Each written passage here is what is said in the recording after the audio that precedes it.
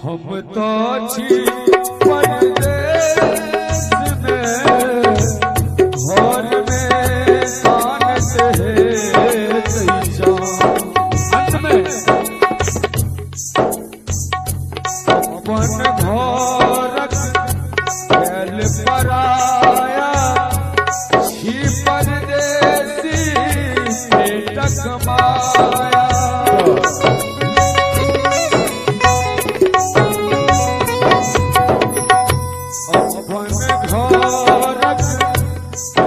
पराया छी परदेसी पेटक माया।